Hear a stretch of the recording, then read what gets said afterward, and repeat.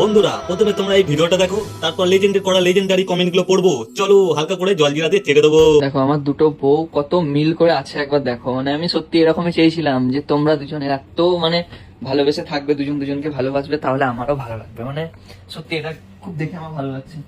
তো যাই হোক, এখন ক্লান্তি একদম এতই হয়ে গেছে, ওরা ঘুমিয়ে পড়েছে। ওদেরকে থাক আর ডাকবো না, আমি রাত্রেবেলা একদম খাওয়ার জন্য ওদেরকে ডাকবো। तो चलिए शुरू करते हैं।